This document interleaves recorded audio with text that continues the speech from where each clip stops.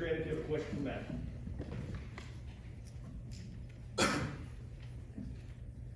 Matt, at media days when we talked to you, you were pretty open about vaccination and your thoughts on it, and that you weren't going to push it, but you gave your personal opinions on it. Now that the team has reached where it's gotten, and what were those conversations like? And I imagine it's got to be a source of pride for you guys to be where you're at.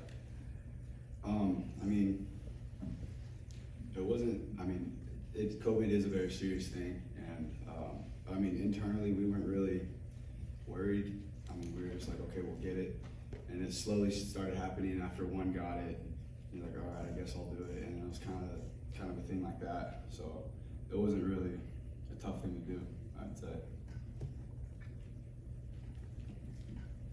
Excuse me. It was tough at first, but once they one started doing it, and then the next guy, and then the ball just started rolling. Hey Matt, I want to ask you about the chemistry you've developed over the offseason with these wide receivers that you're going to be throwing to, but in particular, John Rice. I mean, what are you seeing out of him at the slot, and what kind of target does he give you? Well, I mean, like I've said before, he's still a quarterback mentally. He's going to think like when a play is called, and he knows what I'm looking for. So him being in the slot does a lot of work for us on the offense. So he's going to get to the right spot when I expect him to, and that's how that chemistry is going to happen. And from being a quarterback to just going to slot receiver, I mean, he did good against Indiana, but now this guy has footwork, and he has footwork, and he's getting more familiar with the routes and how to attack angles. So I think that's going to be a big notice on him. Thank you. Hey Matt, kind of following off of that, having that QB mind and now in that receiver's room, kind of feeding off of whatever y'all two chemistry-wise, you nothing but a positive in terms of him working with the younger guys and those guys from last year. Of course.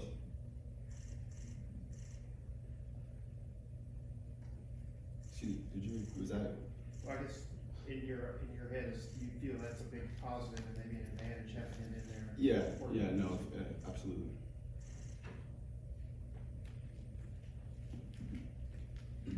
What's the chemistry been like with Amana so far, and what have you seen from him kind of taking over as center for you? Nano's been a great get for us, because now we have a center who actually plays center. Ben can go back to what he was playing. Caleb can go back to what he was playing, and they just feel more comfortable there. So I mean, playing more comfortable, it's only a positive.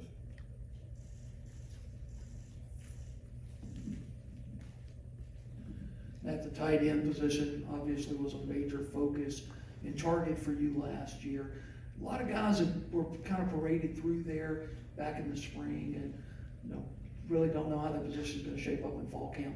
What are you seeing from those guys? Anybody standing out to you? I mean, what do you think? Not only the tight end position, we got a lot of work to do all around. So, it's not so much focus on the tight end. It's just, when guys are in there, they know what to do and they can execute. So that's all that matters.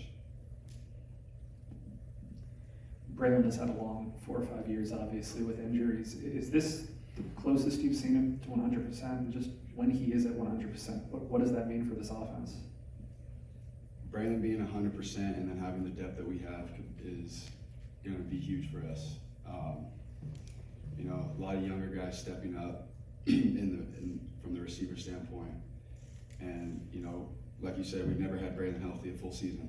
And I think this is the season that he's going to open a lot of eyes to people. He's going to do what responsibility he has to get done this year, because he understands what's got to get done. And me just having the chemistry with him on and off the field, and him being one of my best friends, I know he's going to get the job done.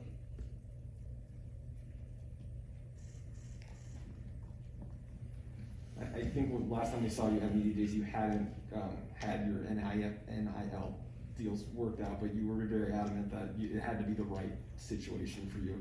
Obviously, a couple of things have come your way. I'm curious what kind of went into those decisions. Just not trying to rush anything.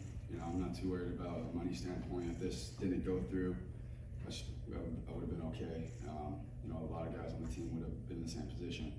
I guess that's why this locker room is not so focused on, trying to get everything they can. And I think that's a big deal because, you know, that shows that our team doesn't have a lot of ego. You know, there's a lot of selfless kids in that locker room. So, you know, that's just a good thing to have. Matt, obviously you spent time with the Manning family this summer, which isn't necessarily new, but can you talk about your relationship with them and what you've picked up from them? You know, I answer this question at Media Day. It's just one thing from Peyton, just the advice he gave us when we had the one-on-one. Well, not the one-on-ones. It was just we just had them in the room. We were just talking football. You know, don't do things until you get it right. Because like, don't do things until you get it right. Do it until you can't get it wrong. And you know, I'm gonna be honest. Before, like when I'd be training, I would stop it when I did it right finally. You know, now it's like, okay, I got to do it right 4 times before I stop, 5 times before I stop, so I can get comfortable. And that's just a habit that I changed with mine.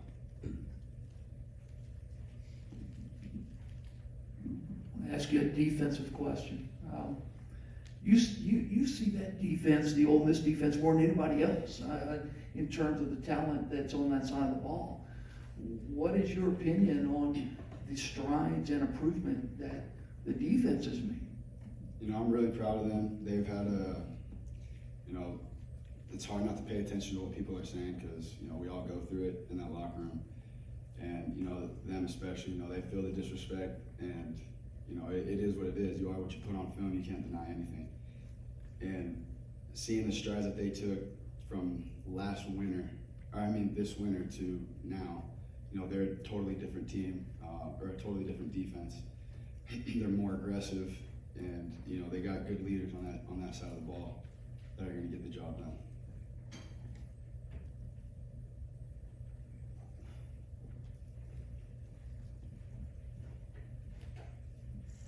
Matt, I'm not sure who he was here for, but there was a Kansas City Chiefs scout here today. There are going to be scouts here for you a lot this year. How do you sort of handle all of the extra eyes on you this season?